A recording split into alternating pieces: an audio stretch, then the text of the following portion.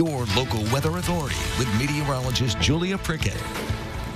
Welcome back, everybody. Start with a live look out there on the Blackburn Romy cam. You can start to see a little bit of breakage in the clouds to get some sunshine in there. Pretty much a partly cloudy day overall, but I continue to say this, and I'm going to say it one more time. Can you feel the difference? Look at the temperature trend over the last 24 hours. All of us across the area feeling that.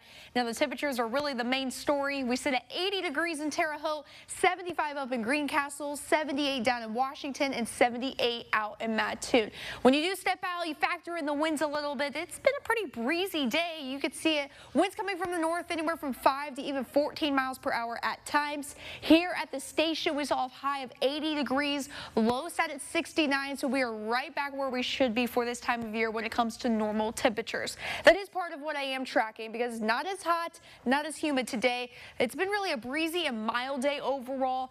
And once we get into the rest of the week, that dry pattern does stick around. But once we head towards the weekend into the new week, much more cooler weather ahead. Big picture, satellite radar, you can see it here. I want to point this out because yesterday we had that cold front come in and sweep our area. That is now well south of us, giving some shower chances to the south.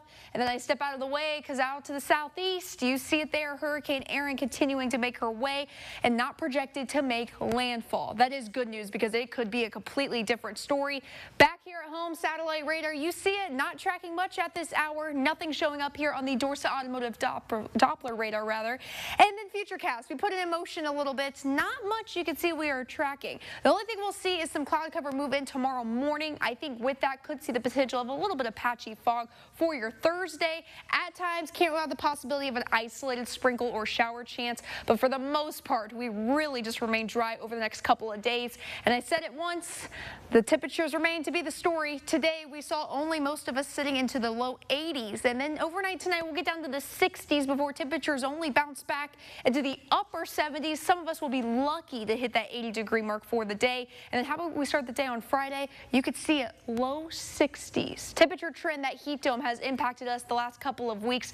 It's a different story. You see that cooler air moving in. Cold front impacted us yesterday. We'll get another blast of cold air moving in from the north once we get towards the weekend. You can see it. That's going to give us highs into the 70s, lows into the 50s. And as we look a little bit more long-term, 6 to 10 day temperature outlook, you see it here. This is for Monday and Friday of next week. You can see it across the Midwest. All of us remain below average when it comes to the temperatures. Tonight, we'll cool things off mid-60s, 66 degrees, partly cloudy skies for the overnight. In the evening plans, it looks great. We'll see temperatures bounce back only into the low 80s tomorrow. I think some of us can only see the upper 70s. 81, mostly cloudy skies. Should see a few breaks to get some sunshine in there. And as you do look ahead the next 7 days, 70s return into the forecast by this weekend. Lots of sunshine in store, and you see it there. We fall into the dry pattern for the next 7 days, Grant.